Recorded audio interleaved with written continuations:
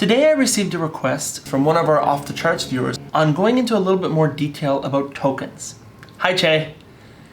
If you haven't heard of tokens before, or you have no idea what I'm talking about, take a look at the video that we already did explaining the use and the purpose of named tokens for adding intelligence to your dashboard. You'd be actually doing yourself a really big favor if you are using Dundas BI and you haven't seen tokens before, because they are one of those really amazing little features that can take your dashboards a long way. So well worth the time. I'm Jeff, and this is Off the Charts with Jeff.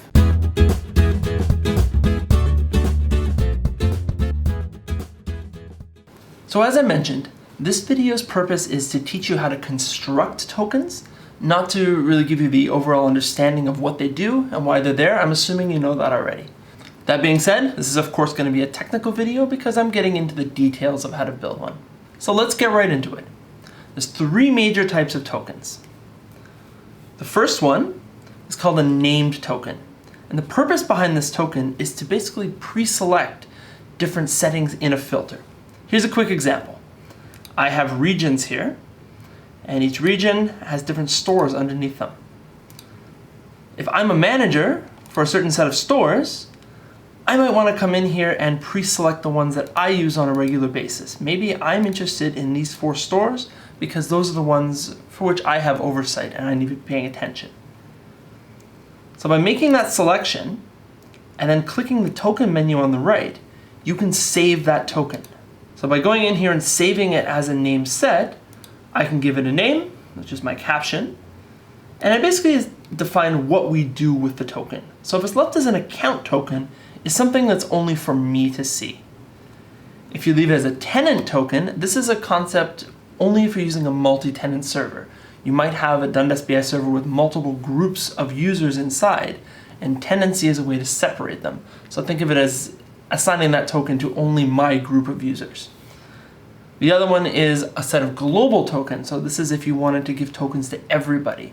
So the scope of the tokens is really important to know. You'll see that it automatically fills in the type for me. I don't have to construct any of this. It knows that it's a collection simply by me earlier going into that filter and making those selections that I want to see. So the name is the only important part here for me. The next type of token is something called a relative time token. Here's the idea. If you add a relative time token, you can basically tell it, am I worrying about the start of a calendar? Am I worried about the end of the calendar? Or do I care about the whole range? You tell it what kind of range you want to worry about. So let's do a full one. You tell it what granularity I'm going to be working at. So what is it returning? Is it returning days, weeks, months, whatever? So let's just choose month as an example. And you'll see that the first side, the left side of the range, my beginning range, I'm offsetting it. So at the month level, I want to see 2 months ago. Maybe that's something custom for me that's important. And I'm also going to close this at the month level and go 1 month in the future. So this is a token that's going to give me a 3-month span, 2 months back, 1 month forward, which can be really useful if that's the type of thing I care about. So the whole idea is you can come in here and choose the tokens that mean something to you. Same idea with this token association or that scoping that I mentioned, you can set who gets to see this. The last type of token is when you really want full control over everything you're seeing, and that's called a script token. So the easiest way for me to show you this would be to go and just look at one that I already created. You'll notice that I have one in here called last hour. And if I open that one up, you can see that we have our script in here. So the script requires you to return an array, since I'm using, as you can see here, a range full. I can still use that idea of a left or right bound, so the token may only worry about the beginning of that range, but it's up to you what you want to set here. In the case of my token, you can see that I'm using date time values. So I make an array of dates.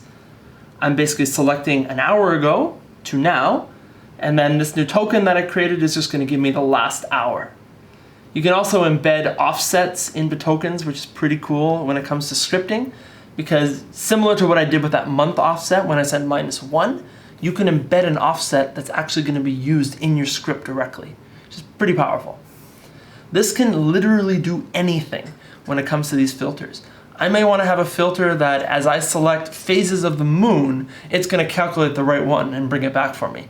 So it's just completely open-ended for just any data type, anything you want to see. By the way, I should have pointed out, this screen that I'm in right now is part of the administration section, so it'll allow you to come in and review all the tokens if for whatever reason you want to come in and delete or add new ones. So it's all just done in one place, even though that name token one is typically created at the dashboard level while you're using the filter. If you want to learn more about the creation of tokens, best place to go is probably our support article, where there's a full walkthrough and a description of every possible setting that you can worry about.